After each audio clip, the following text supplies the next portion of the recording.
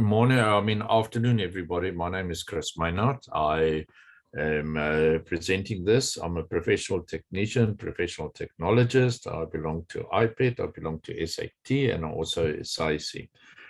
I'm also an ECSA assessor, moderator, and reviewer. Today, what we're going to discuss is what is meant by designing for registration as a professional engineering technologist in the following disciplines: is consulting, construction, government, and managerial. Each one has got its purpose there, and you do designing. Okay, outcome one of your application form. We usually get this, and then the application form consists of 11 outcomes that are to be achieved for registration.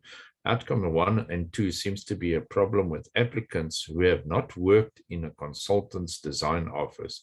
Applicants seem to have a problem when they have to discuss a design. Outcome 1 states, define, investigate, analyze a broadly defined engineering activity. Now, if you look at the keywords, define is under sub-item 1.1, investigate is 1.2, and analyze is 1.3. So define means discuss the problem encountered, which you have to have the criteria for broadly defined engineering activity. Investigate, discuss the information. What information was collected to be able to make a decision for your solution? Analyze what assumptions that you use for your initial, which means it's a preliminary design. It must be noted that these first three keywords actually follow after each other. You cannot collect information or make assumptions before you've identifying a problem. Now, here's just a screenshot of the outcome 1 on your application form. If you look there, you'll see outcome 1 says define, investigate, analyze broadly defined engineering problems. 1.1 state how you performed or contributed in defining an engineering problem, leading to an agreed definition of the problems to be solved. So you identify and you just say what it is there. What is your problem? But please note that must be broadly defined engineering activity. Now, 1.2, state how you performed or contributed in investigation. Investigating engineering problems, including collecting, organizing, and evaluating information. This is the data you collect based on the problem above at 1.1 that you defined. In 1.3, describe how you performed or contributed in analyzing engineering problems using conceptual, justified assumptions, limitations, and evaluation of your results. Here you do your preliminary design. You might do 1 or 2 or 3. This is where you discuss briefly. Now, outcome number 2 of your application form. Outcome 2 follows after outcome 1. Here you discuss your design and your solution to the problem defined based on the information collected and the assumptions made in outcome 1. Now, outcome 2 states design or develop a solution to broadly defined engineering problems. The key words are design or develop under 2.1. Okay. Solution is 2.2. Now, design or develop. Here you discuss your design or development of your solution based on the problem identified, information collected, and assumptions made in outcome number 1. Your solution. Here you discuss what designs or solutions you use to solve the identified broadly defined engineering activity. Please note designs or solutions are in plural, so it doesn't mean one. After you've identified the different solutions, state which was the best solution to be used, and also why did you opt to use that solution. Okay, now here's your screenshot of outcome 2. If you look at it, it comes on your application form. So outcome 2, design or develop a solution to broadly defined engineering problems. 2.1, Describe how you designed or developed the solution of broadly defined engineering problem. I've discussed it up top there previously on the previous slides. And 2.2 indicate how you systematically synthesized solutions. Remember, it's in plural, it's not one. And alternative solutions or approaches to the problem by analyzing designs against requirements, including cost and impact on the outside parameters, the requirements. So this is where you do more than one or two designs. You do 2 to 3, maybe 4, and you tell why you chose the one design.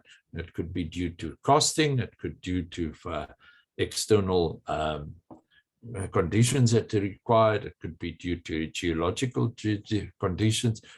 That you have to tell why. It could be due to the service life of the product that you are busy building. Okay, what is understood with design experience for registration? Yeah, I'm going to discuss briefly what is meant with the word design for registration as a professional at ECSA. What does the word design mean as defined according to the Pocket Oxford Dictionary 6th edition, 1978? It's an outline, sketch, plan, pattern for future product. So please note it's an outline, a sketch, a plan, pattern, but it's for future products. So this is your design that is going to be built. Okay, now we're going to discuss what is understood with the design experience for registration when you're in consulting. You receive a brief about the engineering problem to be solved. You collect your information, assume certain preconceived designs based on a certain assumptions made. You look at the various design solutions. You choose the design that have certain attributes that fit certain criteria: financial, maintenance, durability, lifespan, etc. Now, consultants is quite easy to do 1 and 2, but now we come to construction.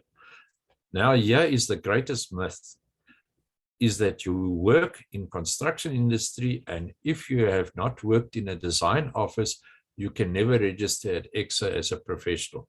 Well, that is not true. As a site agent, contracts manager, you have to design temporary and permanent works on your construction site for the works on many occasions.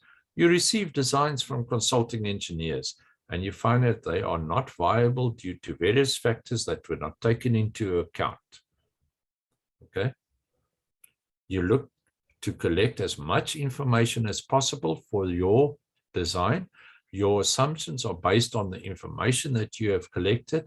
Your alternative designs are based on the information you have collected in your engineering judgment. Please note, engineering judgment. You choose the best design based on various factors. It can be financial, constructability, durability, lifespan, etc.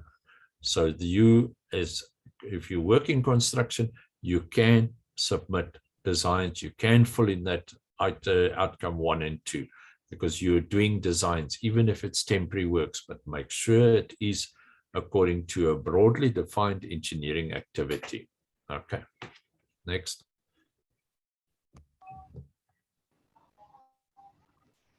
Okay, now what is understood with design experience for registration, especially in a government or parastatal?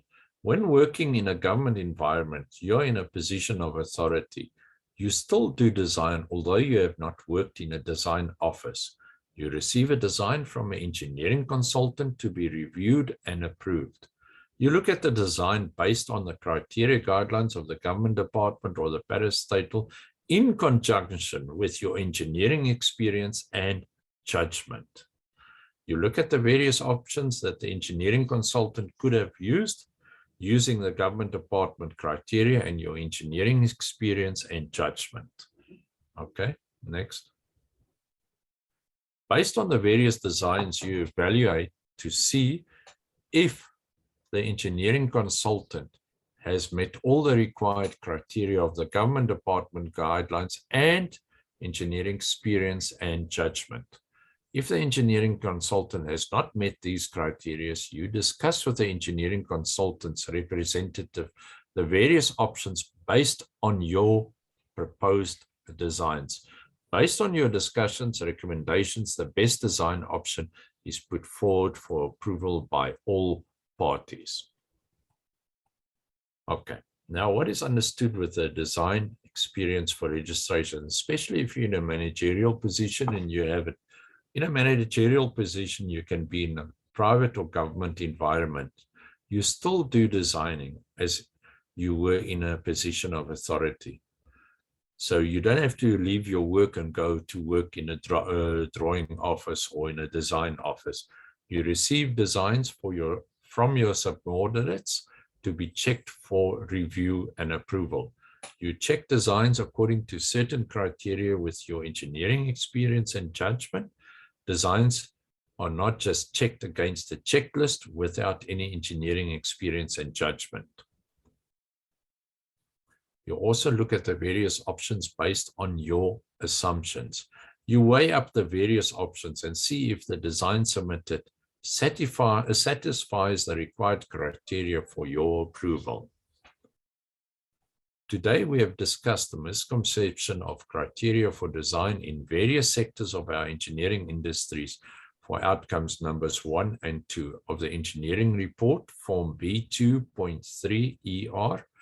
And this presentation is based on the ECSA application form for outcomes 1 and 2, Form B23 ER.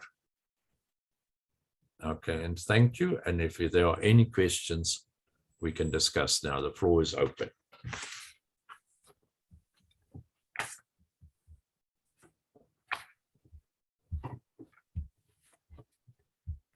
If you can put your hand up or unmute yourself and ask a question, you're welcome. Or put a question in the chat. We have recorded or are recording, so we will be sharing this on the website in a couple of days' time.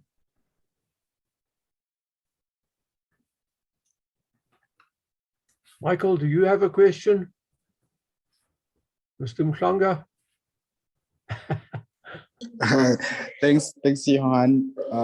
I tuned in halfway through the presentation, but I've worked in public service, in government to be specific.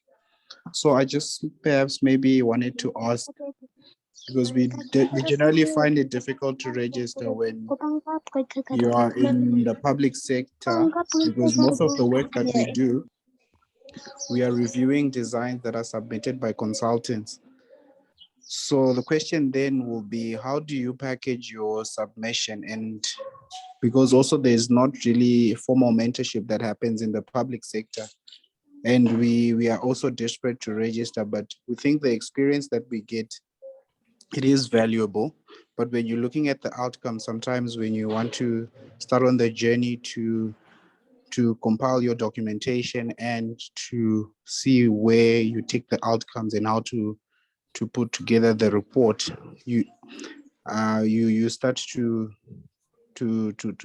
bump into some difficulties, because we are doing most of the time design reviews and we attend the technical site meetings once a contractor has been appointed, and then we do progress meetings, and then that's just purely on an engineering point of view without project managing. But I don't know if maybe our speaker or presenter today can perhaps assist in that regard. Thank you, Johan. Okay, Michael. Okay. All right. If you like to, All right. before Bongile, I see Bongila's hand is up after you've spoken. Yes, now I'll talk, explain to Michael. Michael, I just want to ask you one question there. Then I wanted to, you say you're in a government department, you do not get your mentorship, you get drawings given to you, get designs given to you, and you go through those designs. Am I correct? To see if they are correct. Yes, that's correct. Okay. Do you work with a checklist, or do you use also engineering judgment? So it's a bit of both. So we have a checklist. Okay, now you've answered now you've answered yourself, actually, to be honest already. If you look at it, you're looking at engineering judgment, you're using checklists and you're using engineering judgment. What do you do if a document, the design is not correct, you see it's some flaws in it, do you just send it back to the consultant, or do you give suggestions and you go through the options and you look at the design options that is there? Am I correct? Yes, that's correct. So you're actually already doing designing. So that's where you do in outcome 1 and 2. So outcome 1, you can write there, you say you received these this document, for instance, you got a document from consultant XYZ. You check the design in 1.1, for instance, you look through the design and you found there was information lacking. The design was not according to the design criteria that was put out, and it was impractical to do. That is your defining. So 1.2 is you go there and you collect all the information that you can. You ask the consultant to submit all the documentation and information that he collected to do this design. Am I correct? Yes, that's correct. Yes. Very correct. So you tell him, for instance, it's the road. I don't know what field you're in there, but so now it's, for instance, a road. He's done the road and you look at the design and it looks to you, it's impractical, it's over designed, or it's not designed correctly. So what do you say? You actually state this road was by these, you don't name the consultant, as was received by the consultants, their report, their design report was not according to the standards, and it was impractical according to my engineering judgment because of XYZ, that you tell it. Then 1.2 is you've actually asked for all the information. You've asked for the certain information that you required. That you take. Now 1.3 is you actually made an assumption while you were looking at the problem before you got your information. So you do you do a preliminary design. Once you get that information, you still look at your preliminary design and you say, my assumption was that it was going to be, for instance, your premix was going to be 25. But when you've looked at the traffic count and the amount of heavy duty traffic, you say, no, I had to change it to 50. You said that you said it's 25, 150 layer of your base course. And you said you had to do 2 or 3 sub-base layers there, huh? And below that, your in situ material. But when you find that's what you assume to be, but when you did your design in outcome 2, there you start taking the information and you start analyzing 1.2. I mean, 2.1, you look at what you've done. 2.2, you just don't just use one design. Because if we could do one design and hit the jackpot, that would be fine. You say you've done 3 or 4 designs, you tell what did you do? What was the thicknesses? Why did you do that? And then you say, I opt for option number 2 because of finance lifespan and so forth. You understand now? Does it make sense to you now, Michael? It makes perfect sense. Thanks for that clarity. Because everybody's got this myth, if they don't work for consultants, they're never going to get their registration. To be honest, you will get your registration if you follow those steps. Because designing does not mean that you sit in the office the whole day for consultants and do designing. You're actually doing designing in your position of authority there. No, definitely no. Thanks so much. This was eye-opening. Okay, thanks, Michael. All right, then. Bongile, unmute yourself and ask your question. Thank you very much. My question is that as let's say I'm working for a government department, operations and maintenance, who's supposed to approve my designs? Let's say my supervisor or most of the people in my department are not even ECSA registered. Like in that case, how do I get my designs checked or approved? Thank you. Okay. It depends on which, there's just one I want to ask you, in which field you're talking about now? It's operations and maintenance, water. Yes. Oh, it's water. Okay. Yeah. So the person above your supervisor, and that, have they got many years of experience? Am I correct? Yes. So they can sign it off on your design there too. So if you're looking for your referees, you can use them, but then you get 3 other referees that are they are registered at ECSA. So that person, your supervisor there, is a direct supervisor. Am I correct? Yes. So he can sign off your document as a referee, even your experience report that you work under him there. Yeah, but can he sign off the design because he's not professionally registered? Depends on what design he's designing there, because this is where it's going to come in later, and that's where you coming in, Johan. Where everybody has to register in a position of authority, where they're designing and doing engineering work in the built environment. At the moment, they can still sign it off if they are competent. So in other words, presently, a person with a lot of experience in government is actually allowed to sign off designs for that department within the department, and the department carries the risk. Yes. Although he For should the actually moment. be registered. In fact, that's how it works, although it's not the right way. Although now we have the regulations for identification of engineering work and for that you have to be registered has been published, and within 3 years, everybody, especially those people in that kind of position where he is signing off on designs within the government, will have to be registered. But I appreciate that it gives a problem for a junior guy that he wants to register with ECSA, and now his seniors are not registered, but they actually are signing off on his designs.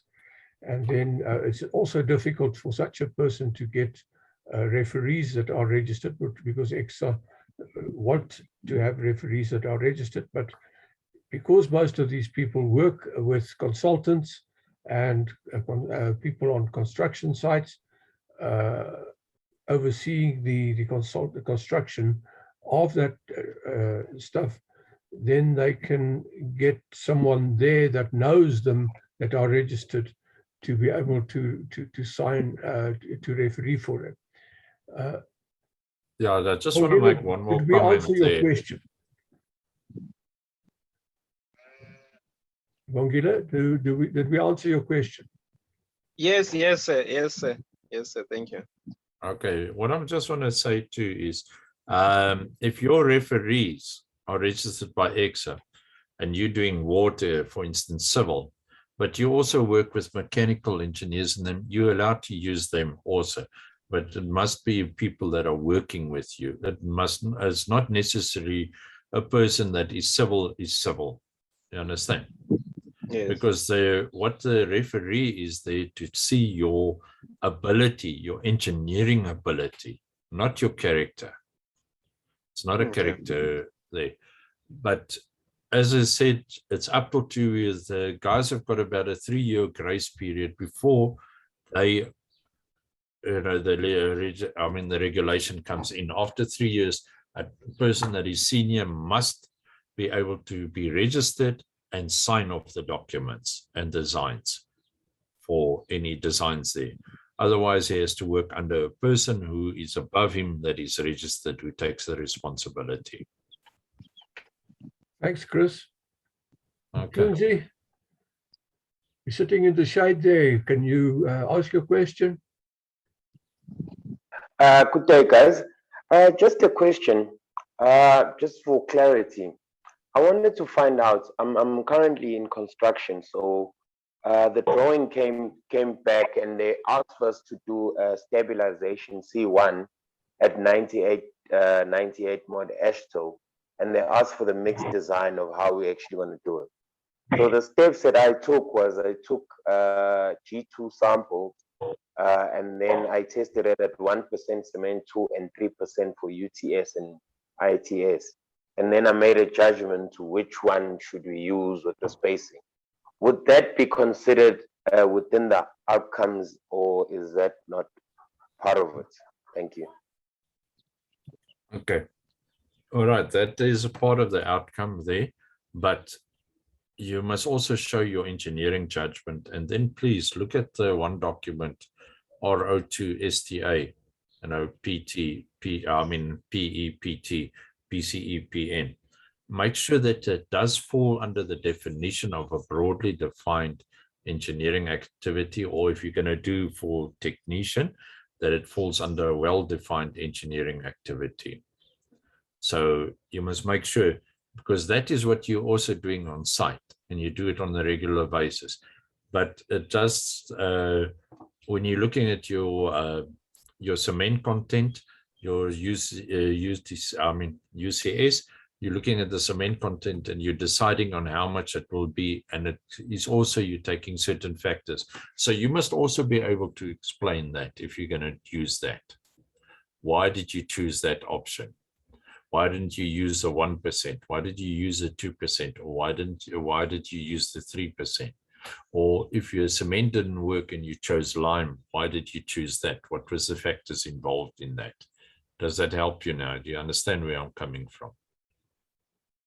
Yes, no, that helps, because I used the COLTO and I made a judgment based on the information that I had with the restrictions with an engineering judgment. So that helps. It's just that sometimes when you're in site, you tend to, it's one of the issues I was thinking of using, but sometimes when you're on site, you tend to think it's not design. That's why I was asking the question. Okay, and then do you do temporary designs also? You do excavations, you're doing shoring. That is also a temporary design. Or you have to do a permanent design. Whether a consultant say you must do that. That falls under designing. It's not just a one, where you do it. You're actually doing designing every day. You can even do a process on your site where you're working. You do a big process, you're working on certain things to get the construction site to work. It's not just plain project management. You're doing a process, you're doing certain things. If you're going to pour concrete, what do you do? What did you look at? How did you design it? And what did you do there? You did your scaffolding, you did that. And when you poured your concrete, what were you looking for in it? And how did you protect it? So you're actually doing continuous designing. It's not just that you're sitting there and doing parrot work, because if we wanted parrots, we would have, contractors to, I come out of a consulting background. If I wanted to have contractors just to do parrot work, I would have employed a lot of parrots. But you're actually doing a lot of engineering work itself too. So do you understand what I'm saying now? Thank you very much, Ron. You just made my life a whole lot easier. All right. Thanks a lot. Ron, you wanted to add? Yes. Can you hear me? Yeah. Okay. Yeah. Let's quickly see if my new background works. Yeah, I'm calling from Mauritius. I quickly went there. They took my vaccine certificate, so I'm allowed to go there. I just want to add something about the word project manager. Everybody who is an assessor, moderator, reviewer with ECSA, which I'm also one of them, when we hear that word, we start looking what is going on. Because there's two types of project managers. If you are the first type, which Chris was talking about, who is doing a lot of designs, approvals, and comparing a lot of designs, then you are well away. Because remember, ECSA registration means you are competent. It doesn't mean you did it. So if you have done 100 designs and all of them are different and you give comments on it and improvements, or you reject and approve, that type of stuff, you are well away. But the other project managers, which we see also a lot, they have 20 sites under them, and they are permanently traveling from site meeting to site meeting and signing off payment certificates, and they're only doing that. If you're one of those, you must go this evening or tomorrow to your boss and tell him, I want to do some designs, because then you have troubles. So you must now do some introspective thinking and decide which one of those project managers you are. Because also remember, when you are writing your engineering report and every second sentence is, I am a project manager with 10, 20 sites under me, we start looking at you, what you are actually doing. And then most probably, because you don't have time to do designs, we will most probably reject your application because you're just signing off payment certificates. So if you are one of those and you know who you are, then go to the boss and start asking him to put you on a site for 2 years, or letting you approve some designs, something like that. Because registration doesn't mean you are a lot on site and doing a lot of designs. It means you are competent. So even if you haven't done a design for a consultant, if you are a project manager and approving designs and comparing and improving permanently, then you are well away. And also, if you look at outcome number 2, where we are looking for alternatives, like Chris said, take 2 or 3 of those designs then, because obviously as a project manager, especially, you don't have that luxury to have alternatives to designs that come over your desk to be approved. So take 1 or 2 other designs and see if they have to do something with each other, and see which one is the best one, and you can use that example for outcome number 2. Thank you. Thank you, Ron. Zuleka, unmute yourself. Yes, good afternoon, everyone. I have a question. Now, I also worked under a construction, but now in this kind of construction is where I was working in a labor intensive project. The project that Central tried to train the community, like what you call the SMMEs. Now I've worked in those projects, and in most of the time there are no consultant, you're only managing the SMMEs. And even the project, because it's low cost, the designs are done on site. So now I'm asking if maybe you can just help me. How would I just work around that, trying to register? Because now the designs are already been done, and then it's given to us to just work on site. Okay. Afternoon. Now what is, I want to ask you there. You say the designs was given to you to build the roads.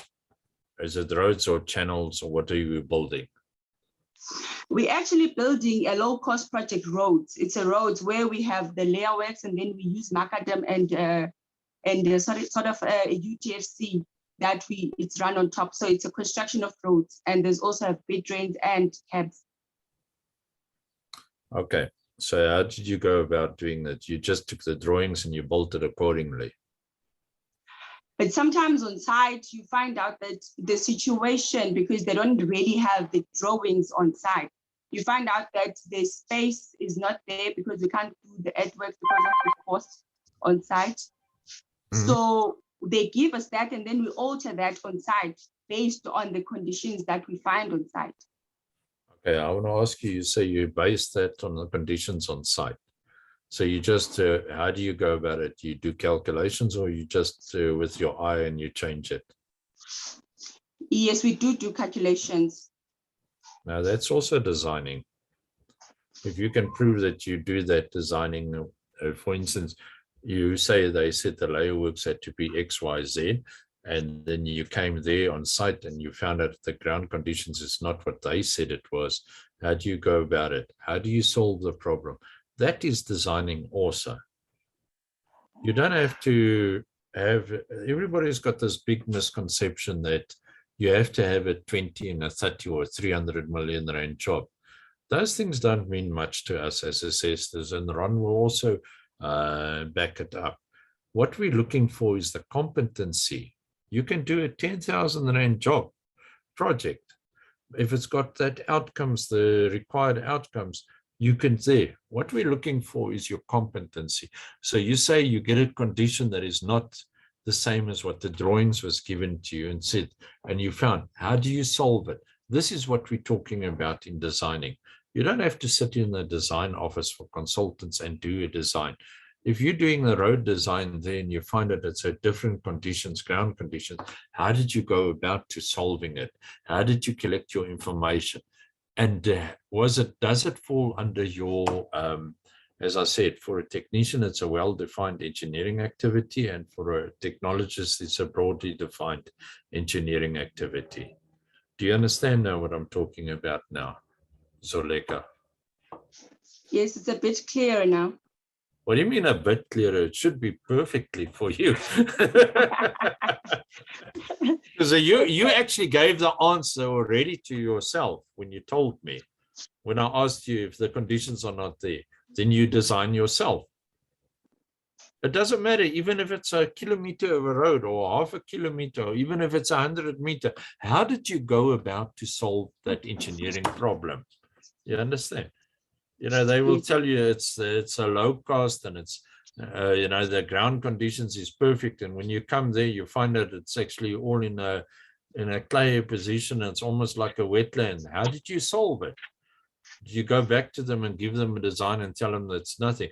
You actually went and you made a few designs, few options, and you said, okay, this is what I think we should do. But you said you did these options, and this is the best option. That's what is designing to be done. Okay. Ron, you've got that old hand up there. You understand? Sorry, I thought it was off. Yes, I do understand. And you've done it. How many long have you been doing this type of roads? Quite a while now. Am I right? Yes, because I started in 2015 up until up until 2020 March. Yeah. So you've been doing these roads and you understand what has been done there now. Yes. Okay. Hopefully it helps you, and I think you understand how it goes about there. Thank you. It's a pleasure. Okay. Anybody else? There was someone else's hand up, but I don't see the hand is down now. I see there's a lot of people trying to access. The room is full. Can we please share the recording afterwards? Yeah, Have we got now? We are now 100. we are, yes. I actually had a phone call with one guy who couldn't access. But Mahal, Okay, I see Moaz wants to ask a question. Ask it. Moaz? Hi, Johan, can you hear me? yes, I think my question will be a bit different. I've been operating maybe in engineering in space as a technician or as a national diploma kind of person. But the kind of work that I've been involved in has been really on the high level management and decision making, really on what I might call a high level decision making because of the experience. Now you want to all of a sudden register. Would you recommend somebody to register as a technician, a registered technician, or a registered technician, you know, like a BTEC kind of a person, or does it, you know, my question is based on the recognition of prior learning, based on your experience with the diploma, and you don't really want to register as a technician, you want to register at a higher level. What will be the ECSA's assessment in terms of the work, or how should you go about it to be considered to register at a technique kind of a PR technique, not PR tech? Okay, I'll answer this quickly. All right. Have you got a pen and paper with you now? Yes. Okay, write this down and go and look at this one document. I know a lot of people have heard this, but it's RO2 STA. Then you get the PE, which is for professional engineer. It's all one document. So it's PE, PT is technologist, PCE is a certificate engineer, and PN is for technician. Now you must go under this table. You go under there right at the back. You can go to Annexure A or Appendix A, if I remember right. They will tell you after 1980 for the national diploma, you need 8 years of experience. Plus, of that 8 years, 3 must be in level E. Now, level E is where you do your work with minimum supervision. So you can also look there is the criteria. Now that is for the alternative route, which you, if you've got more than 8 years of experience, you can do that. Then you must look at the definition and the characteristics of a broadly defined engineering activity. It's in that document, or you can go and do for application for technician. Now there's just one correction there. PR Techni Eng is for technician, which you say is for technologist. It's not, it's for technician. And PR Tech Eng is for technologist. Okay. Okay, so you can do the alternative route also, if you've got enough experience there. But it's not the same application form, Chris. It's a different form, is it? Yes, now I want to just explain there. Now you get your alternative route application form. You fill the first 5 items you do not fill in on the normal form. You go over to the engineering form with application form that says to you, it's prior learning form. Now this one, you fill that in. There they got a different criteria that you have to answer there. If they ask you for mathematical and scientific calculations or principles, you state it there. Okay. Okay. Do you understand? Do you Yeah, understand no, there? yes. So now if you don't know where to get that document, you have to go under ECSA website. You look for the folder called documents, and then you can scroll down to technician and technologist there. And you can download both of those documents.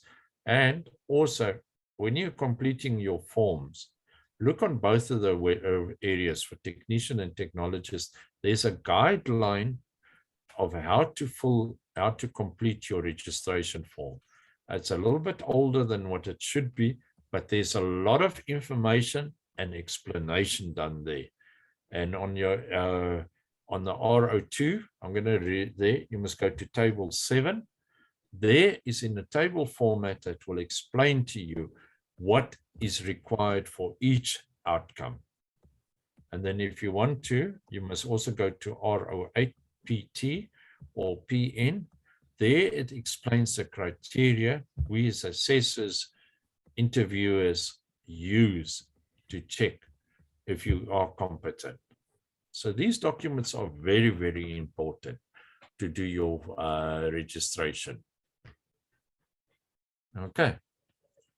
Does that help you, Mawal? Yes, Johan, thank you so much. Thank you so much. I really appreciate your explanation. I will look into the document. You say it's RO2 STA. Yes, STA, which stands for standard. Okay. And you'll see there, you'll see the forms that are there. All right. Okay. Thank you so much. All right. It's a pleasure. I see there's TK. TK coming. You can unmute yourself and ask. Before TK asks his question, I just want to mention, because I see there's more than one question asking whether the recording will be made available. It will be available on the 6CDS website in a couple of days' time, and it's free there. You don't have to pay to listen to it. And there's all the other recordings. Is about, I think this is about number 15. I can't even remember the numbering. But in any case, it's getting closer to 20 recordings there of the various forums that we've had in the past. Each you can see the subject matter, so you can go and pick which one you want to listen to, and you can do it. Thank you. TK? Just before we go to TK, they must just remember when they go to that website, they must register, and the registration is for free. Yeah. Before they can download. Okay, TK can come in now. Thank you. I would like to ask if, from ECSA's perspective, is it possible to do a re-evaluation of your educational evaluation? I did not learn here in South Africa. And when I did my first evaluation, I was going through some personal challenges. So I did not do well in that interview. So I was given the category of candidate engineering technologist, but I would wish to be registered under candidate engineer. Is there a way that I can retake? Is it permissible to retake that evaluation? And I'm under correction, but I'm sure you can. If you tell them that, it's no problem. You can actually object and ask them to reevaluate for you. You probably have to pay again. Yes, no, you will have to pay, you know. And if they say, because I don't do valuations of that, but you can actually ask them to reevaluate, but you will have to pay, definitely. No, thank you very much. I'm just trying to lower my hand. If you see it continue being up, I'm facing technical challenges to lower it down, but thank you for the answer. But that's why you have to become a technologist and you learn to do it. You should know everybody knows my sense of humor. But you must keep well, thanks. Okay, who's the next one? Tulani. Thank. Good afternoon, colleagues. Firstly, I just want to thank you guys for your very informative presentation. I think this will assist a lot of us professionals going forward in terms of registration. My one is a quick one. I am currently pursuing my BTech in civil engineering, but I would also like to start the process of registration for ECSA. Now, someone once told me that it's rather best you finish my BTech in order to register as a professional technologist and not start as a professional technician. Now, I wanted some advice in terms of that, on whether is that the correct way of doing things, or should I start the registration process right now as a professional technician? Thank you. Okay, now I just want to ask one question, one or two questions from you. How many years of experience have you got after your diploma? I've got 8 years of experience. Okay, so you can actually go on the alternative route to register as a technologist, but this is, put it this way, it's your personal preferences. If you want to first register as a technician and then as a technologist, you can go that route. I did mine first as a technician, and then I went to register as a professional technologist later. So it's your personal preferences yourself. So there's no hard and fast rules. It's for you to decide. If you're going to register as a professional technician, is it going to give you more responsibility and maybe better finances? If it's not, then you can go and do it for professional technologists if you want to do it after your BTech, but you can do it also now. After your national diploma is 8 years with 3 years of level E responsibility. Chris, can I ask the question? If you're in the situation like this gentleman is, he's done a diploma, he's got the 8 years of experience, but he's also passed a lot of BTech subjects. He might not have passed all of them. Would he be getting some credit for that, or how would is it taken into account that he has some BTech subjects towards his registration if he's applying for professional technologist? All right, it doesn't, they want you to, they stick by their rules. They said you have to have your 3 years post registration after you got your BTech, but it will help you on your IDP to see, okay, you are busy studying towards your BTech, that you get their credit for that. And it will help you also in your preparation for your registration through the alternative route. It will also help you to get it much easier, because ECSA says that is a rule that they want after post registration. After you got your BTech or your advanced diploma, it's 3 years of experience with 1 year at the level E. So that gets taken into account when we are doing our assessment, but it does not get taken into account when you want to register. So you won't get years off at all. Okay, Thanks. Tulani. Yeah, no, thank you very much for that. I think my question has been answered. Yeah, thanks. So you're going to go and do your registration alternative route. I think I'll rather wait until I get my BTEC, because I'm just thinking now, if I were to register as a technician, it means at the later stage when I want to register as a technologist, chances are I'll probably have to start the whole process over again. Am I correct? Yeah. Yes, And I did pay it. again.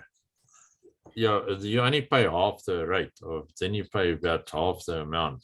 If you do, but I'd advise you to go and think of maybe doing the alternative route, because you've got 8 years of experience. Oh, okay. So with the 8 years, yeah, you got 8 years. So that is what they said, 8 years after your national diploma, with 3 years in level E, which is your responsibility. There's nobody actually, you got minimum supervision, and that's your responsibility. And just make sure that you've got up to the level of a broadly defined engineering activity, as stated in the document RO2 STA. Okay. yeah. No, thank you very much. That's what I did. I did it the same, and I was still studying my BTEC when I applied for professional technologist, which I got. Okay, no, then I guess that's the best way of doing it. Yeah. So don't wait another 3 years. If you can get more money, why not? If you're Absolutely. financial, that's what you want to do, is take on more responsibility and earn a bit more money. Yes. Okay, thanks. Okay, the Thank gentleman with, or the lady with this fancy number Z5564431. We don't know your name, but you next in line. Afternoon, guys. I'm Afternoon. sorry for that. I think I joined using the company's. Never mind. Yes, Just my tell us name your is name. my name is Pumuzo Magadani. Thank you. Okay. I'm a structural engineer at Sibanye Stillwater. I think my question is more similar to the last the guy that we were just speaking to now. I wanted to find out as well, because I think I've read somewhere that in order for you to register as a technologist, they usually have a 3-year period after obtaining your BTEC. That's correct. But yes, but I've got I think there was a gap between my diploma and my BTEC. So my years of experience is plus or minus 9 to 10 years. So now I just wanted to find out if it's possible for me to register, or do I have to wait for that 3-year mark to be? Okay, what you can do is there's ways and means of getting past that. You can also, although you got your BTEC, okay? Yes. And now you have to wait 3 years. But you can also tell them, I've got my BTEC, but I would like to, get registered earlier. And that's where you can use the alternative route also. You understand? If you got your BTEC now, when did you get it? If I may ask. It's about 2 years ago. 2 years ago. Yes. So if I was you, I'd wait just this another, it's less than 12 months, then you got your 3-year period. Am I correct? Yes, it is. So just wait that little period, but start filling in your form now. And get everything ready. Then you can, if you would say you got your BTEC now and you had to wait, then I would say, think of going the alternative route.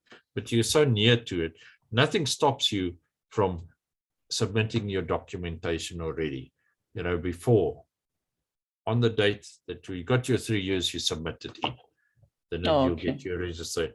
But please just go through those documents, as I said there. The requirements of ECSA's documents, please study them. A lot of people don't study it, and Ron will back me up on this also, is that the people fill in the forms, but they've never read how to complete the application form. They've got no inclination, and then they get very angry with us as assessors to say, but you're being difficult and it's impossible. But it's not impossible to become registered if you just follow the guidelines and make sure that you are working on the level that it should be. Okay. No, thanks a lot. It's a pleasure. Okay. Tandiwe? I see. Good day, everyone. Hmm. My name is Tandiwe. Thank you for this meeting. It has been very enlightening. On the mention of referees, I heard you say that you can have the referee that you should have, it's somebody that is working with you. So in a case where you are working, I'm working in construction. So in a case where you're working in construction and there is no immediate supervisor in construction to be your referee, can you then approach your consultant engineer that is on site to be your referee? Okay. That's the question that I wanted to get clarity on. Okay. You say you got no supervisor. What position are you in the company on site? I'm a site agent on site. Okay. So you're a site agent. Who do you Yes, sir. report to in your company? I report to the contracts manager. So that's your direct supervisor. But he's not Yeah. ECSA registered. Okay. Listen what I'm telling you now. Okay. He's not ECSA registered, but he's got years of experience. Am I correct? And you're Yes, learning sir. from him. So he's Yes, not sir. ECSA registered. You can use him as your direct supervisor. As I said, he must be your direct supervisor that you work under him. Then you can Okay. approach anybody that is working with you that is registered by ECSA. You're doing maybe civil and you got interaction with a mechanical or electrical registered person. You can ask them to be used as referees because they're your colleagues. They're there. Okay. They get classified as colleagues there. So what the Okay. rule says, it says you can have a direct supervisor even if he's not registered and or he's a technician and you're applying for professional technologist, you can use them. But the problem is you have to have then 3 different other referees also, which is your colleagues that are working with you. They don't need to be working with you every day. You might have worked with a mechanical engineer over a period of 3 years on different projects. You're allowed to use them. So does that Alright. does that help you now? But It helps a lot. But please ensure those referees that you are choosing are technicians or professional engineers. I mean, not technicians, technologists or professional engineers. All right. No, thank you very much, sir. That cleared Okay. up a whole lot of gray lines. So at least you won't go gray before the time now. Definitely. Thank you. All right, my dear. Thanks. I see Cindy wrote here, good day. Are water conservation and demand management related activities as pressure management, flow analysis, water balance, water usage pattern analysis, etc., considered as design experience? Yes, that is also considered as design experience if you can back it up to what you've done and what you're doing with that data and what was the problem and how you solved that water management problems. The water conservation and demand management. Okay. All right, I see O'Brien is up. Unmute yourself. Joseph. Yes, thank you so much for this great opportunity. I just have a question with regards to design experience. So I'll give you a little bit of some background. When I was still, I did my BEng at UJ. During the course when I was in 3rd year, I did took quite a number of vacation works over the sim breaks, and I got a little bit of some design experience from that. Is it something that is relevant or that can be counted when I'm preparing my reports for ECSA registration? Okay, what do you want to? Okay, for what you want to reach as a professional engineer or professional technologist? Professional engineer. Okay. All right, there you can, basically that is your background to get training, am I correct? You must use that. You must show the people what you trained, because usually I tell the people, all the applicants, start where you started, when you got your degree, your diploma, or your BTech. Where you got your degree and diploma, you start from there and you show us how you progressed. How many years of experience have you got now? I've got 3 years experience post-graduation. Okay, 3 years of experience. You can also tell a bit about the vocational. That will be at level A, am I correct? Where you're actually just observing. But there were some situations where I had to design earthworks. I had to design retaining walls under a supervision of a senior engineer who would sign off. Yes, that will fall under level B. Then you can state that there. Then that will fall under level B, and then you progressed. So you started on level A and you progressed right up to level E. So you show that, although you say you did this under vocational, you state it there, and you said that period that is the missing there, you were studying further. Okay. Because that will help you also. So basically that will help you a lot also there. So when they do the evaluation and when they're talking to you, they will ask you most probably on what did you do there in the interview. Okay, thank you so much. It's a pleasure. Yeah. Please unmute yourself. Yes. Good afternoon. How are you? All right, I can't complain. Good. My name is Sia. I'm working as a structural technologist. I have 3 years of experience. So this year I'm eligible for my reports. So what I wanted to know, you almost touched the topic that I want to hear about the level E responsibility. So I wanted to know what is the duration of my level E? Because last year I was working close to my supervisor. I think I was level D. There was a form that we normally fill at work for mentorship. So I was in level D. So this year, the level of responsibility is more. I'm more independent. So now I need to know how long do I have to be on level E before I submit my reports. Okay. If you look at the documents that it states there, you have got 3 years of experience with 1 year, which is inside at level E. Now, level E, what you know, is where minimum supervision is done there. So it's 1 year. Okay. See ya.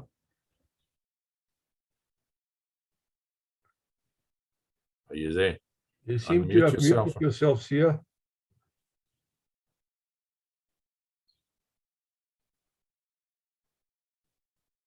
Okay, looks like we've lost him. Okay, any other questions?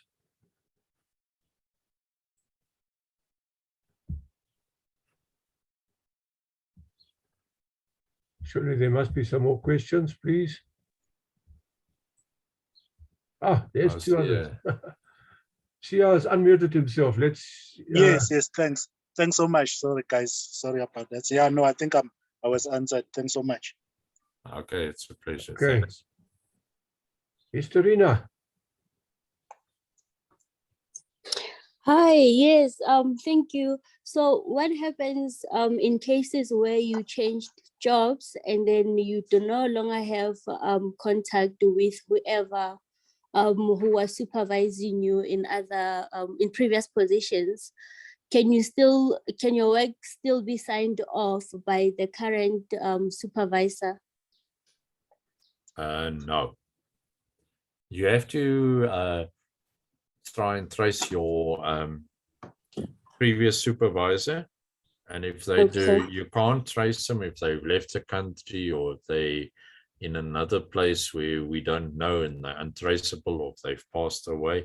Then you go to the police station and you do an affidavit to say you have tried all the means to get this person, and that will be attached to your document for that period. Okay, thank you. Chris, can I Thanks, Ron. can I Yes, add you there? can come in. Yes. It's happened when I was on the registration committee. It's happened that someone submitted a affidavit that they couldn't trace their referee or their supervisor, and that the person has passed away. Meanwhile, the person was sitting on the committee with me. So be careful what you do.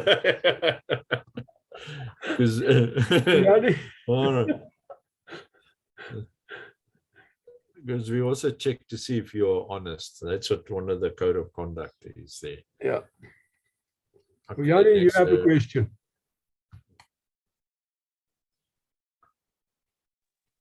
Hi. Yes, I can hear you. You've lost the connection. Hi, afternoon, everyone. So you guys hear me? I can hear you now. Now We can hear you, yes. Okay. Can you hear me? Yeah. Yes, okay, sorry about that. Okay, right, sorry about that. So I was saying that I graduated in my national diploma with electrical engineering. So I've been working as a quality inspector for about 10 or so years, but now I do not have the design experience. I'm currently just completing my BTech and I want to register as a technologist. So how do I go about that? Because I do not have the relevant design experience. So how do I go about that? I've been working as a quality inspector, and then now I am currently working as a quality manager. So I just wanted to find out from you guys if maybe what steps to take in order for me to get this this registration without the design experience. Okay, I want to ask you there, you say you're working as a quality inspector. What do you do if you've got a situation, you're working with sheets and everything, and you see this is not correct? Yes. How do you go about it? You do your preliminary designs and you give your options. Am I correct?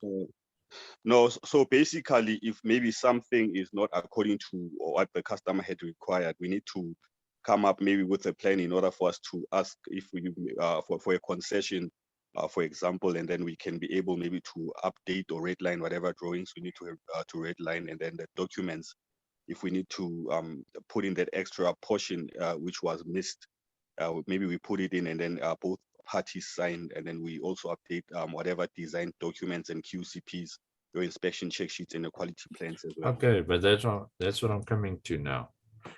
That's what I said. If there's something not right, do you look at different options to solve that problem? But that falls under designing too. Okay. Because you think I'm just a quality inspector, but one peg doesn't fit all the holes. Am I correct? Yeah, yeah, that's correct. Yeah. Yes. When you get a problem, you explained it now. You get a problem. How do you solve it?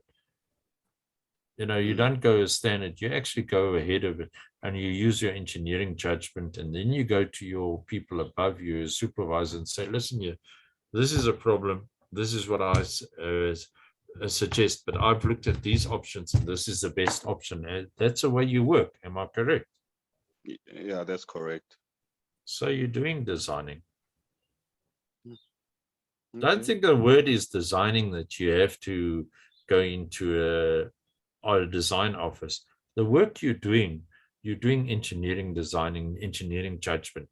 If a product doesn't work, or whatever you're doing, it doesn't work, how do you solve it? That's where it comes in. We want to see your competency. If you've got a problem, engineering on a broadly defined engineering problem, how you go about to solve it. You don't say, I've written a letter and I sent it to the supervisor to go and sort it out. That's not the way you're working. Am I correct? You actually go and look at the options, what it can be to solve that problem.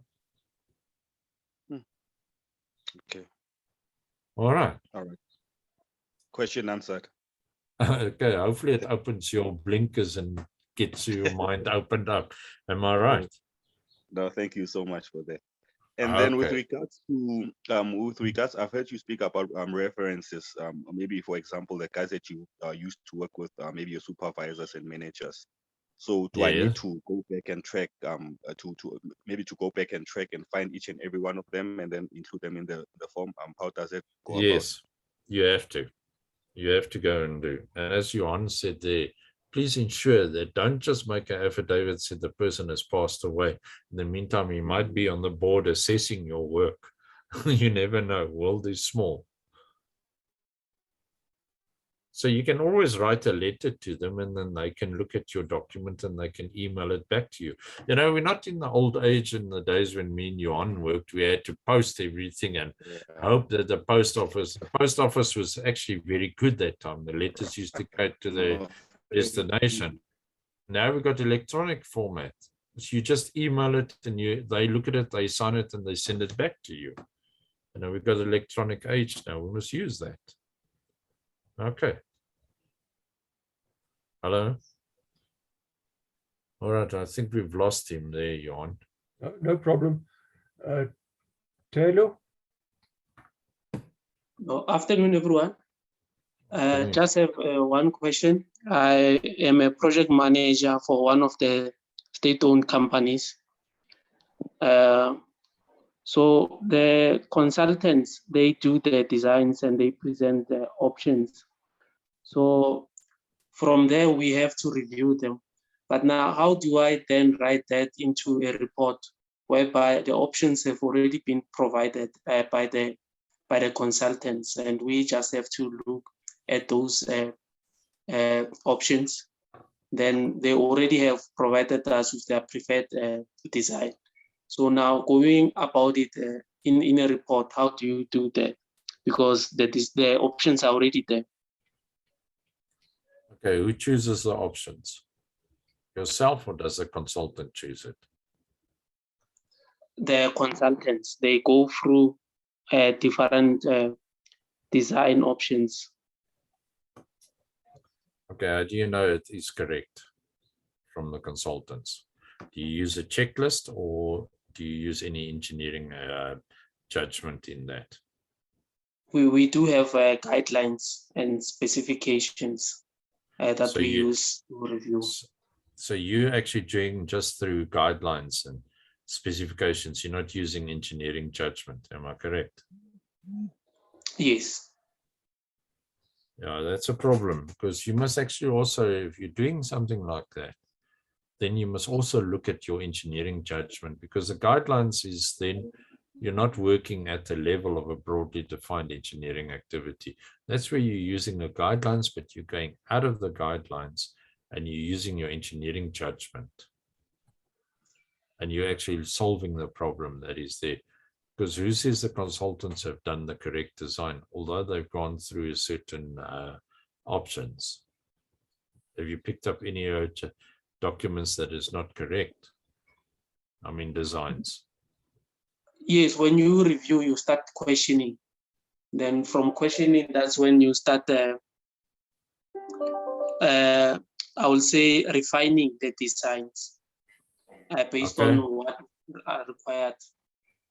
So you're using the guidelines to refine the design, am I correct? Yes. And you're not using your engineering judgment. Sometimes you do, because the standards requires you to think to think as an engineer to make sure that it's constructible, it's practical, and financially viable. Okay, but have you got your BTEC in civil or whatever in the BTEC, or you got it in project management? I've got a degree in civil engineering. A degree in civil engineering. Okay. So you're using still your civil engineering criteria. You're actually looking at using your guidelines, plus you're also looking at engineering judgment, if it's not even making sense. Am I correct? And then you come up with options. Do you come up with options too, to the consultants? No, I look at their options and try to refine what they've already given. What do you mean by refine? Refining, it's making sure that it it meets the requirements of my employer. Okay, and make sure that you refine your employer, but you're using those guidelines and refining it. How do you refine it? You tell them to change it, or do you do calculations? I do sometimes have to calculate to make sure that what is given is correct. And you're actually checking, but you're not using it. Now, on a professional engineer's level, you have to do complex engineering activity. That's the requirements. Okay. So what I'm going to advise you to is to go and look at your documentation under ECSA's under document, and look at the R02 STA, and look at there's a PT in the long run, the PE. Look under the professional engineer, the engineering registration format, and make sure that you got the criteria right and the characteristics. To make sure that you got that, then you can do that. You understand where I'm coming from now? Yes, yes, I do. So I advise you to go and have a look at that there. And then if you see you're not getting the criteria, go to your employer and say, please, I would like to get more experience. Okay. And also, please be brutally honest with yourself. You don't want to go and waste money to get registered, to try and get registered, and you get deferred. Make sure that you've got the right. Have you got a mentor working with you? Yes, I do. Speak to your mentor about this also. Go through those documents and see the requirements that you require. Because it looks like you're not getting to the level that you should from what you've told me now. Okay. If I may be honest with you there. I don't want to break your heart, but I'm telling you that, it doesn't seem that you're actually on that level that you should be. Okay. And you don't want to find out after 20 years, you're still stuck in the same rut and you can't get registered. You would like to get registered, I know. Okay. Does that answer your questions? Yes, it does. Thanks. Okay. It's a pleasure. Before we go to Historia Arena, can we just answer this one in the chat group you're on?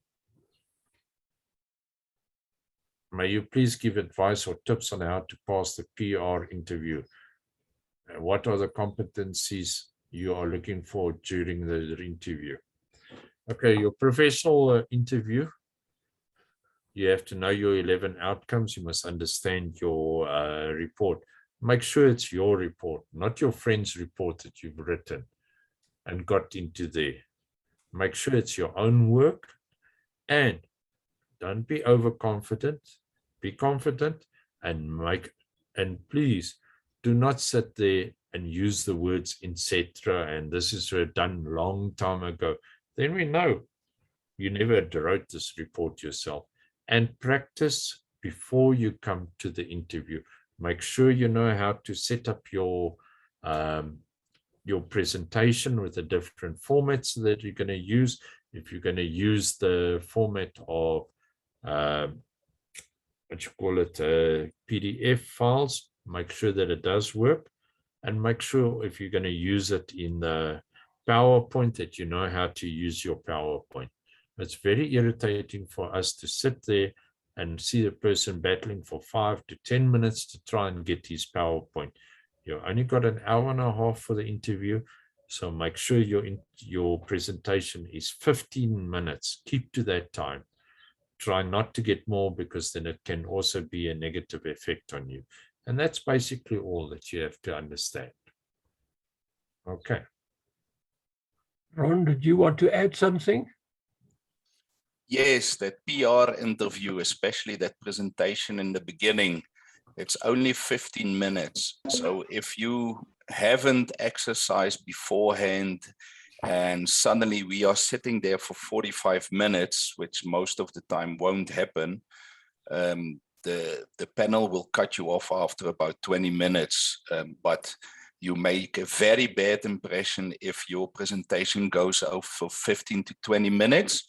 Then we go to outcome number 5, where your presentation skills are being evaluated also. So you will fail that one instantly also.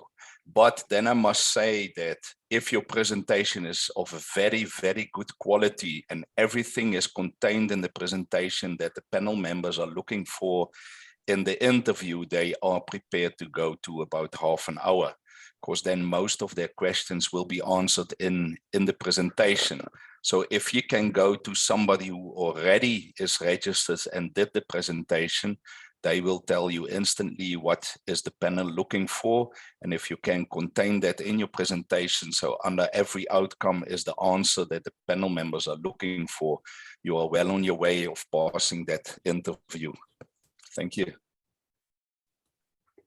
Okay, I see you go to Storina. Come in.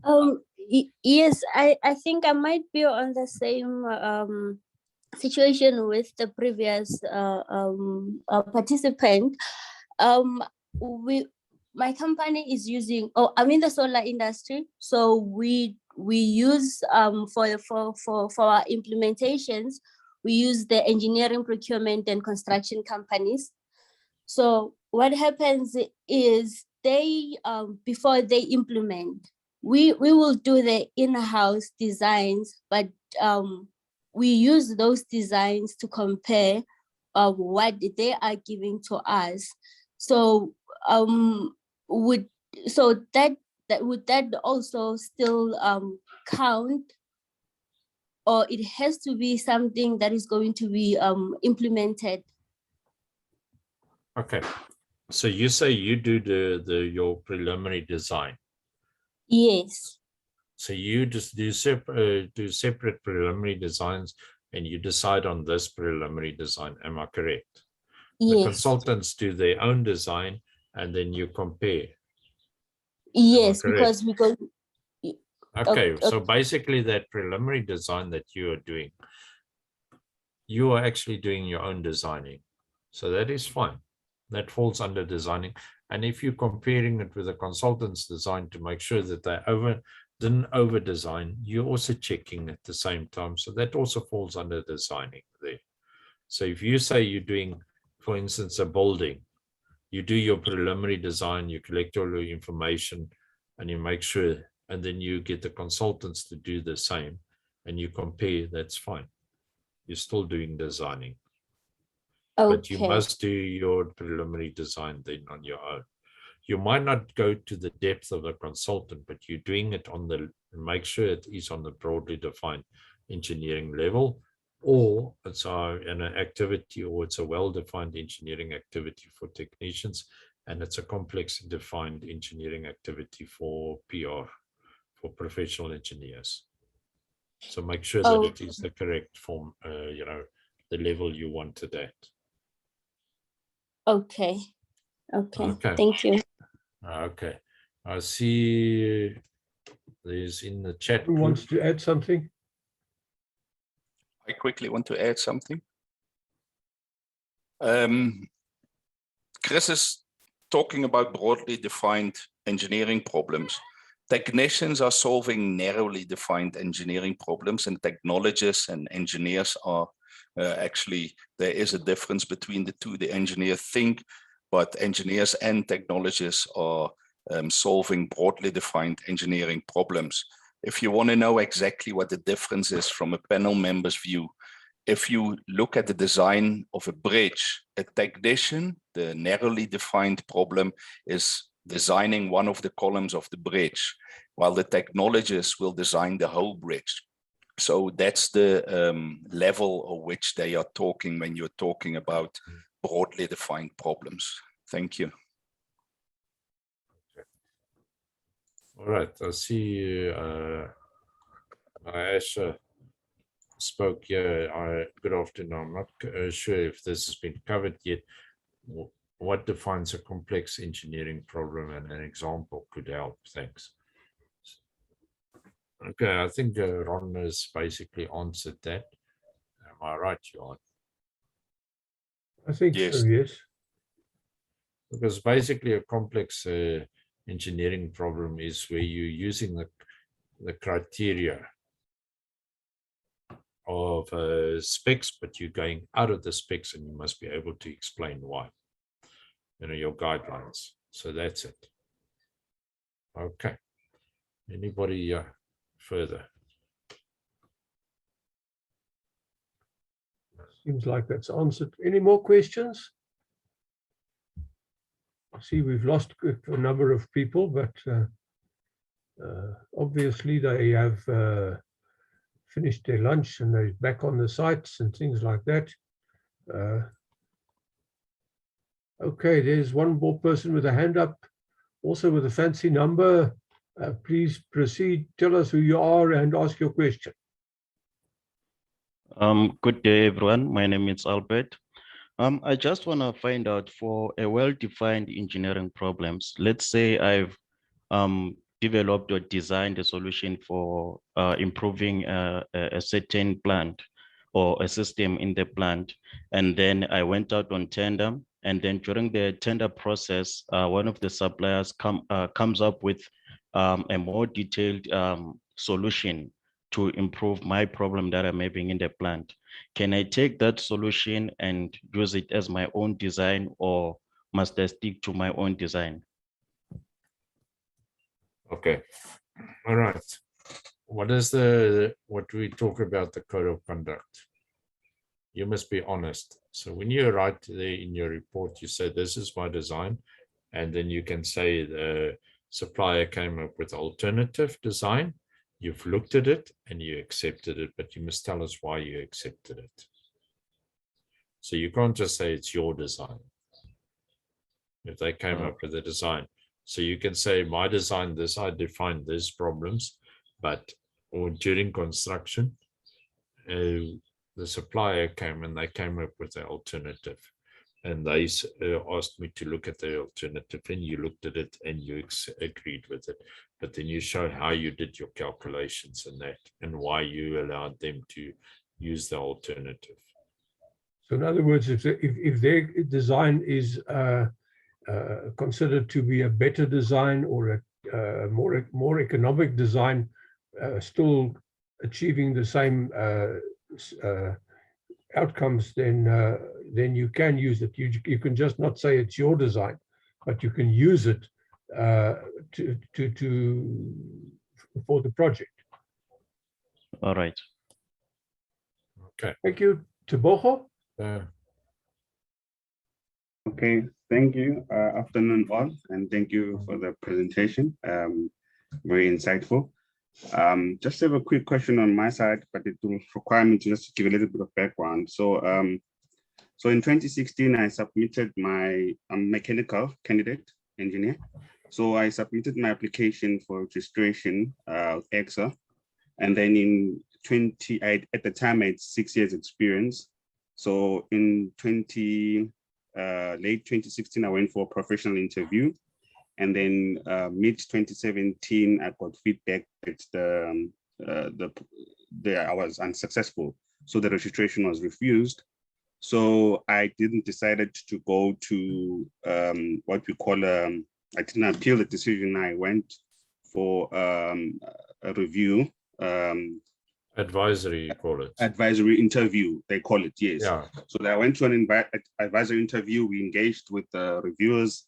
And then ultimately, it appeared as if I lacked outcome 2 and 3 at the time. And then I was told that I need to resubmit.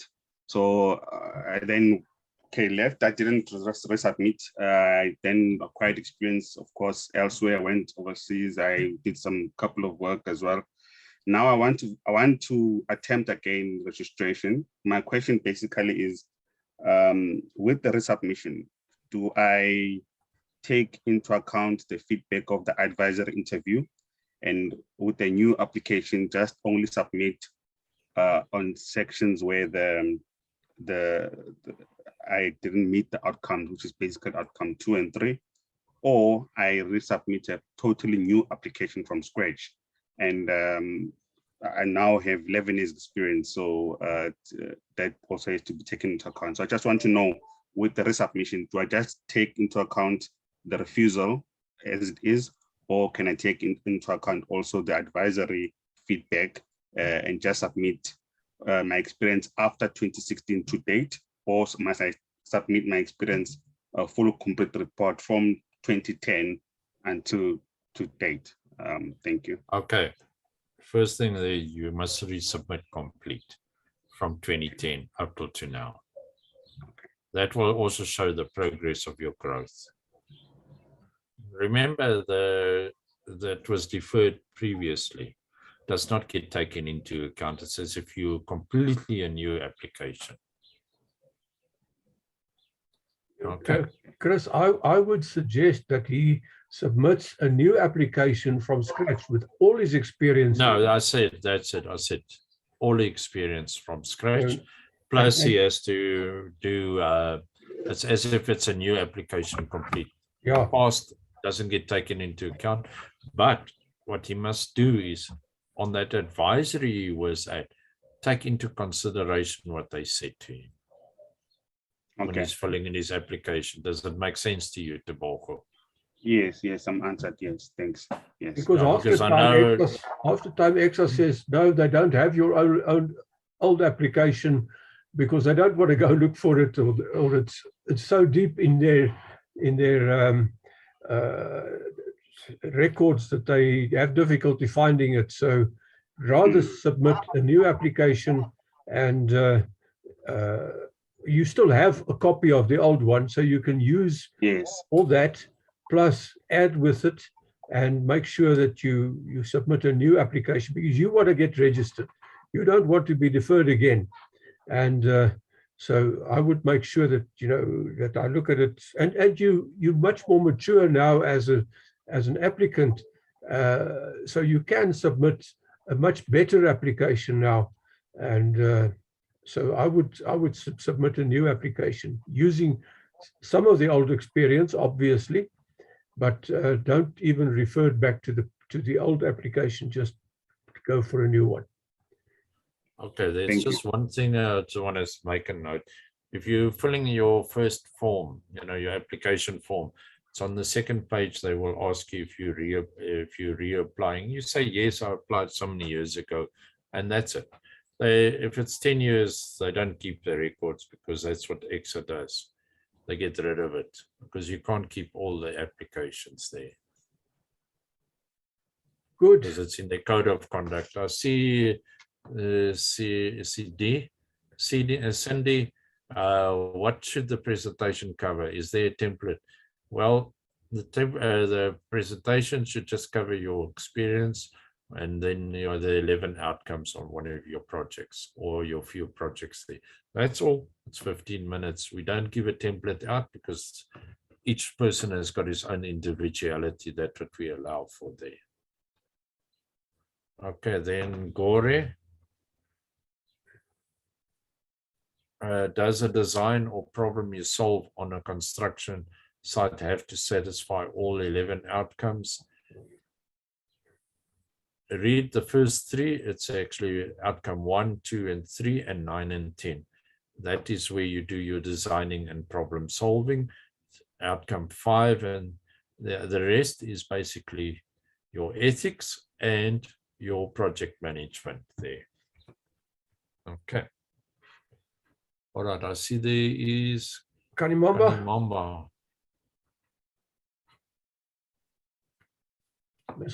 Mr. or Ms. Ndlovu, please unmute yourself.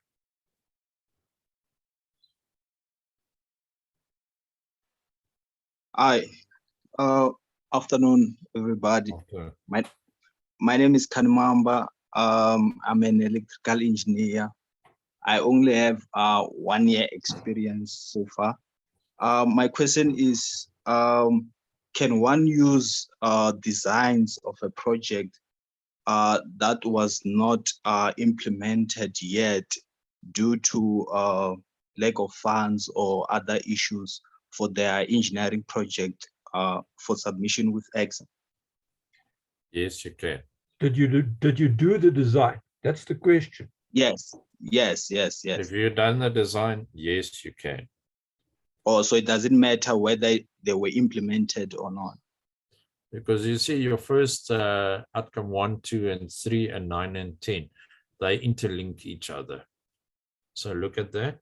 But if you've done a design, you've taken all that into consideration, what you wanted to do there. Okay. All right. No, thank you. That's a pleasure. I see Tebogo is up again. Tebogo, come. Ask your question, unmute yourself. Okay, thank you for allowing me to ask another follow-up question. It's actually now got to do with the number of words for the TERs. I saw now in the forms, they say that do not exceed 2,000 words in total. So obviously you said I must start from scratch. So I think in my last submission, I had about 6 TERs.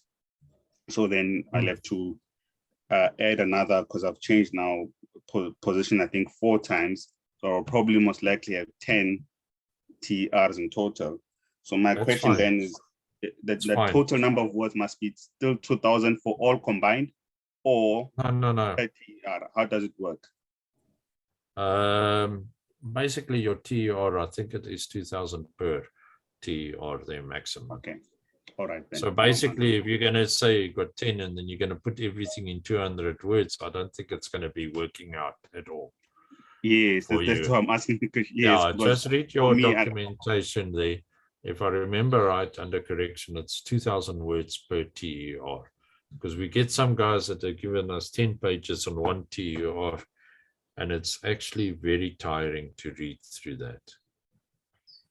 I think I would like to add here, remember that the person who's doing the assessment is doing it in his own time.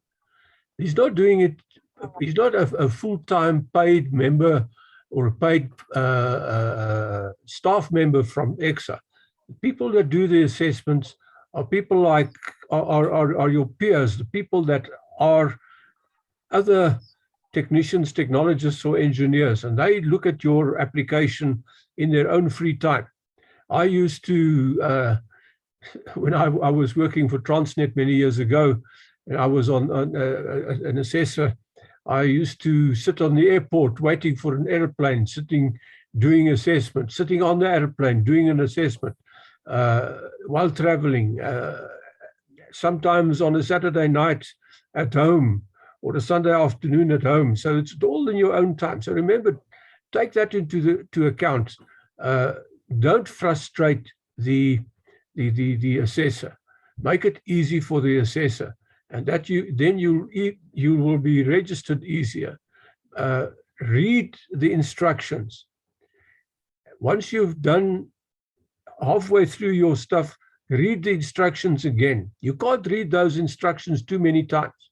Before you submit your application, read the instructions again and make sure that you've done it as per the instructions, because that is how you're being judged.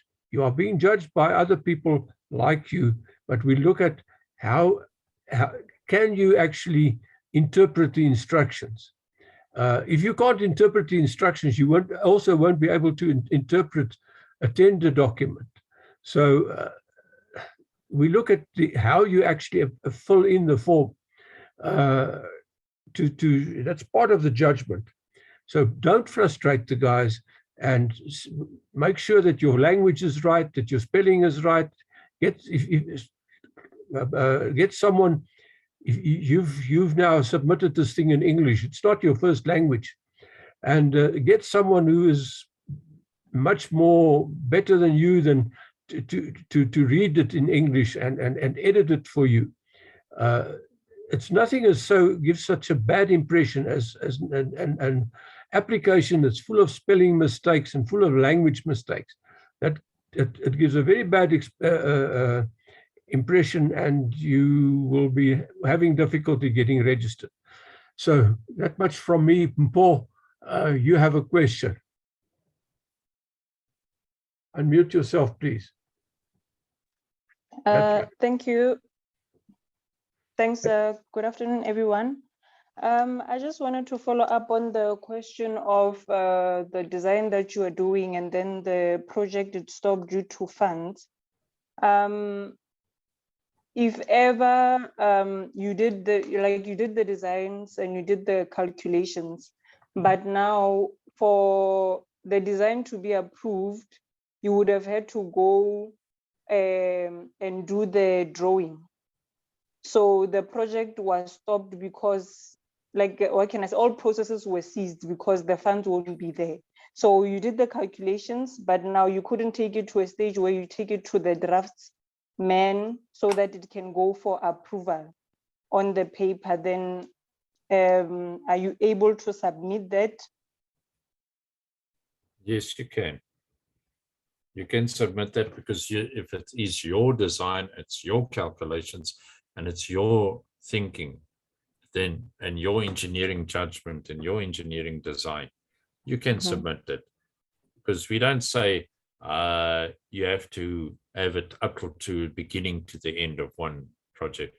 What we like to have is basically outcome 1 and 2 to follow on each other and be the same project. And then also 9 and 10 is also good to have the same project, because then it's easier for us to follow. And it will also be easier for you, because if you assessor, as Johan said there, it's very difficult for an assessor to go and have identified and defined and analyzed outcome 1 with one project, and then you're doing your design on outcome 2 with a different project.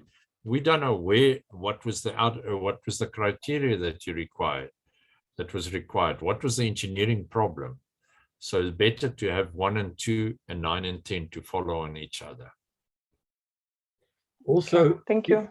If possible, have someone to check your design and to certify that the design is correct. In other words, if you have someone who you're working under, and ask that person to just go through your design and make sure that it's correct. We used to like to have a design signed off by yourself, and obviously then another registered person. So if possible, have that done. Okay, thank you. Okay, all right. It looks like we're gonna should start. I need to go and do some other stuff also now, but I see everybody is. Any further questions?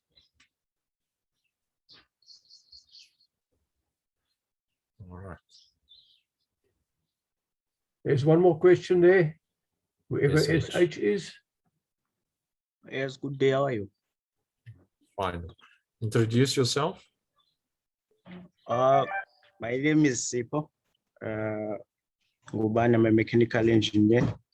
And yeah, I wanted to ask in terms of the outcome 1 and outcome 2. So the company I met, we do test and optimization of the systems. So it's a continuous test and optimization of the system to check the conditions and the performance of the machine at different conditions. So can that be? I just want to, okay. What I understand from you is you're actually just testing machines, and what do you do if it doesn't work? It's not giving you the optimum as what you require. What do you do? Then you need to find ways to optimize it. First, you investigate what causes it to not give you the required result. For example, let's say you are I'm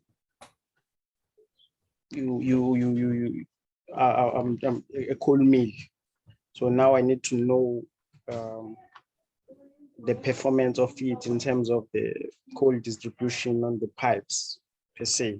So if that distribution is not ideal, I need to go further and do the mass energy balance of the whole system to see where am I losing. Okay. So, yeah. All right. So you identified the problem. Okay. How do you solve? What information do you require to be able to solve that problem? That's where it comes in an outcome 1. Then while you're busy trying to got the information, you analyze and you make assumptions. You might say, yes, it's maybe a bearing, or it might be this. But then you go back and then you go and research and you find out it's not a bearing, it just maybe the motor or something like that. That's where you're coming to outcome 2, where you actually design to solve the problem with the information you've got. Do you understand now what I'm coming to now? You see, because you're thinking it's just, if you're testing, that's all what you're doing. But you're not just testing. You're also looking for where the problem is and how do you solve that problem? What assumptions were you making? That's where it comes in outcome 1. You identify the problem, you collect all the information, and 1.3, you've actually made assumptions of there. But now outcome 2 is you look at and then you say, those assumptions are made. Are they correct? Yes or no? If they're not correct, what did you do? How many other options were you looking at? And why did you choose that other option in 2.2? You understand where I'm coming from now? Yeah. This you're doing it so much every day, it's become just your second nature, but you haven't thought of analyzing and stripping it and taking it apart. Okay. Does it answer your question, Sipho?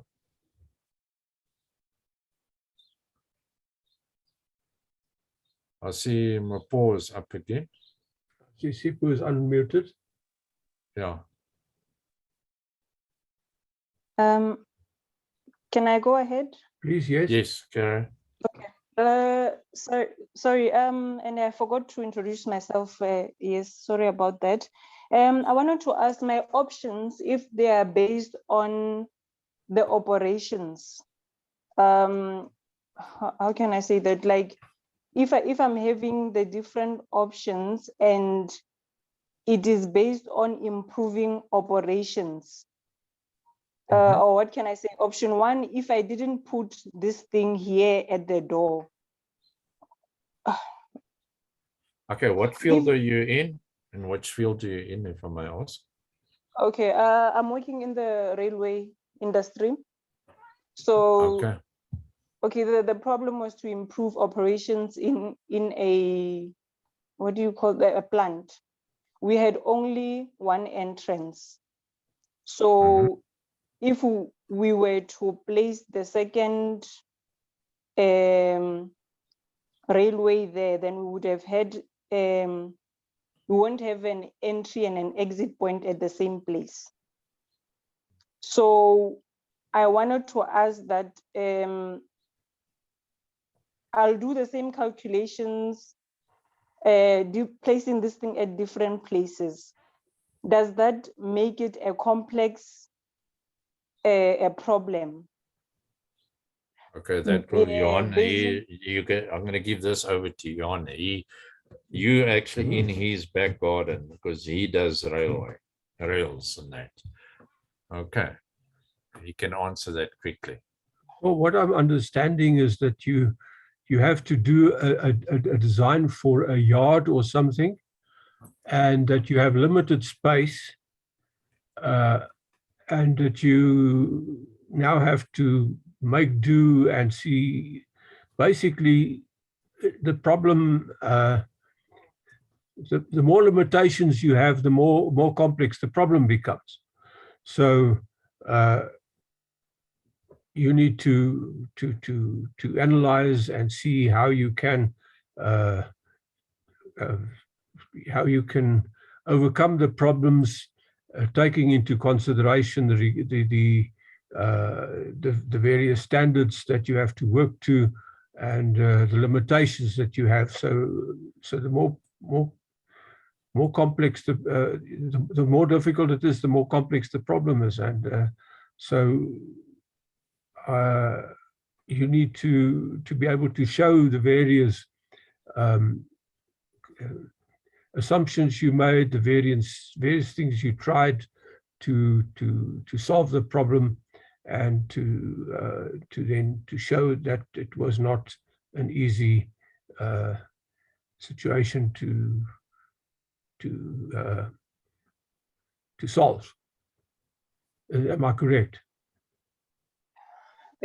Yeah, so maybe my question is that if what makes me to have more options is based on improving operations, like I won't have different options that are changing my design calculations, or let me say referring back to the textbook, more technical thing.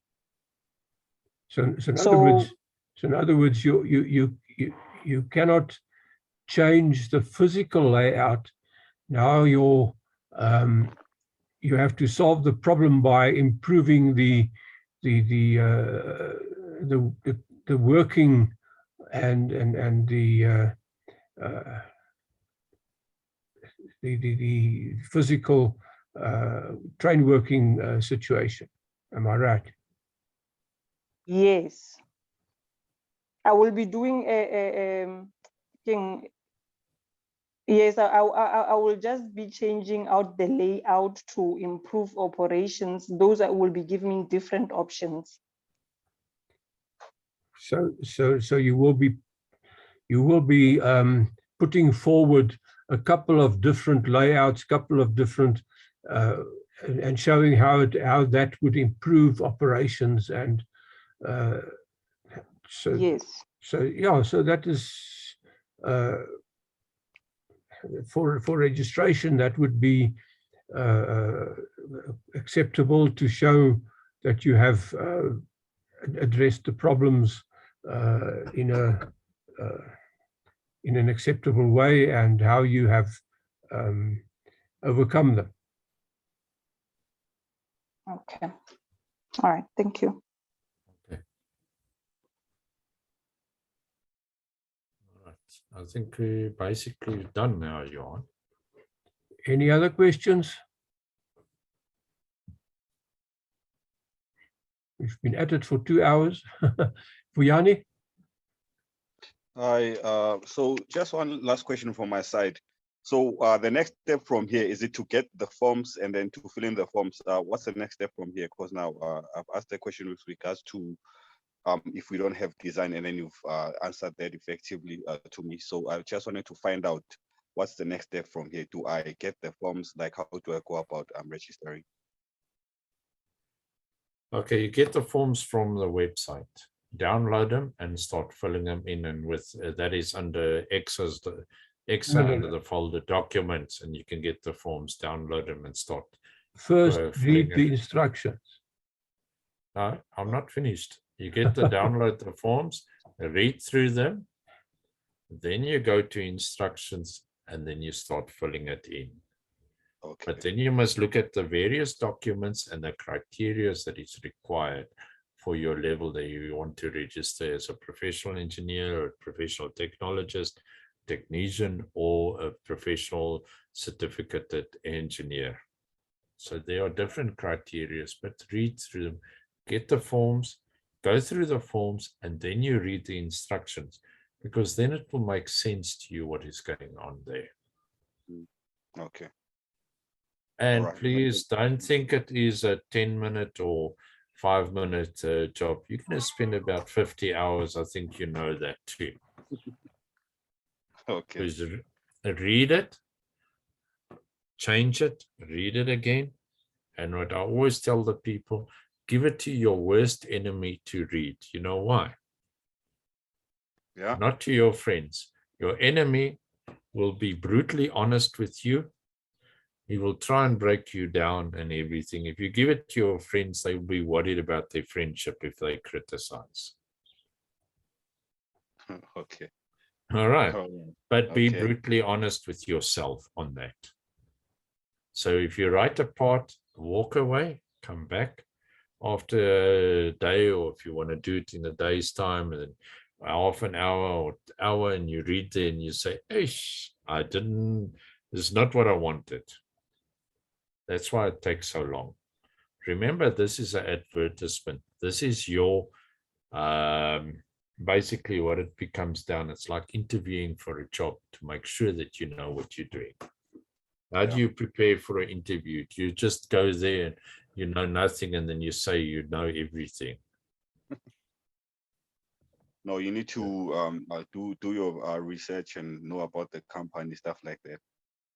That's it. It's the same, yeah. So you're doing research on your own ability. That's where it's coming in. We want to see if you're competent, because as Johan said, we do not do this for any financial gain. They do give us a stipends, but we do this because of the love of our profession. We want to make sure that we get the right people in, and we are your peers, and we do peer review. That's why it's called peer review. Okay. To fill in these forms is like any job you do. Any job you do is a picture of yourself. So if you do a rush job, it's a bad picture. If you do a decent job and you fix up where you've made small mistakes and edit it properly, as I said, make sure that you've don't make spelling mistakes, language mistakes. Make sure that you stick to the rules. If they say 2,000 words, don't give 3,000 words. If they said 200 words, don't give 250 words. Make sure that you stick to what is required and what is asked, and make sure that you paint a good picture of yourself. We are, most of us are used to underselling ourselves. We taught from when we were small to be humble and not to brag. Don't brag, but give a true picture of yourself. Nobody else, the guys don't know you. They only see what you have supplied. If you only look at what you have in front of you. We don't know you. We don't know beyond that what you've done, where you've worked, all those things. We don't know you. So we only have in front of us what you have supplied. Make sure that you give a good, true picture and that it's a good quality and clear and easy to understand. Don't assume that we know things. Don't use acronyms and things that people might not necessarily understand. If you're in the railway business and you write about design of a station yard and you use things like SRJ and ECs and BTC and BC, the people who judge you are not necessarily railway guys. They wouldn't know what a stock rail joint is, and that is a SRJ and those things. So make sure that you put in a clear, easy to understand application. Thanks. There's another thing I want to ask, just give advice to. If you're using technical terms in your report, make sure you understand it. Don't use name dropping. We pick this up quite a lot. People are using technical terms, but they don't know what it means. When you ask them, then they say, I did it a long time ago. That doesn't work. You know, I've done designs 20 and 30 years ago, I can still go back to them. I still remember it. When it comes to me, I will know. And Johan is the same. If you've done your design, you remember the design. You remember what was the problem. Yeah. Okay. Okay. All right. No, thank you so much. It's a pleasure. I think we've finished now, Johan. I think we must call it a day, Chris. It seems like we need to talk about this again. Yeah. I didn't expect such a good response, and I'm sorry that my Zoom only can take 100 people. That is what I paid for, and well, this is quite frankly, this is the first time that we had such a good turnout. But thanks a lot for everybody that that came today and listened to us. We really appreciate your questions, and I think we'll talk about this subject again. And as I said earlier, the recording will be made available. And if you have questions, go to our WhatsApp groups and put your questions there. We'll try and answer it there. And if you don't know, go to send the questions to our iPad phone number, which is 073 336 2471. I'll put it on the what's the name here now. 073 336 2471. Here it is. I've got the phone, and I don't necessarily answer your question immediately, but I'm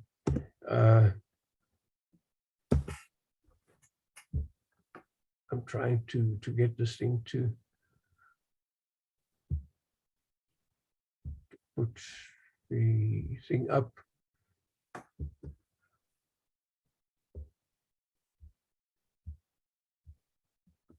Sorry, this thing is, okay, there it is. For some reason, it didn't want to go up. In any case, so there's the phone number. If you have any questions, if you have any suggestions, send it through to us. As I said, I don't necessarily reply to it. There's about 4 or 5 that I have to reply to already. And from the Institute of Professional Engineering Technologists, we do this as a service to the whole of the profession. We don't only provide this for technologists, we do it for the whole profession. And thank you for attending. There's one, somebody's got a hand up. Nosipo, do you have a special question there? Yes, Johan, I'm Nosipo here from South African Navy. I just want to ask a question. If somebody would like to organize a virtual meeting with you for the company, are you guys willing for that, for the question they might have regarding ECSA registration? We can do something like that. Yes. Okay. If you like. We don't usually do it, but if you have quite a number of people there that have questions, and yes, quite a lot, us yes. to cover a specific subject, then we can try and do that for you. Okay, how do I go about it? Do I liaise with you via via WhatsApp? Because I am in the group that side. Yes, yes. All right. Okay. Thanks a lot for that. We appreciate that. Okay. I'll keep in touch, Johan. Okay, Nosipo. Okay. Thanks. Okay. Bye. Bye. All right. I think we can wrap up, Johan. Oh. I just want to say to everybody who's come to this there, thanks a lot. I appreciate it, and enjoy your day, and then we'll talk about it further, as Johan said. Thanks, Johan. Thanks, Chris. See you again. Okay. Thank you, Ron. Thank you, guys. Bye.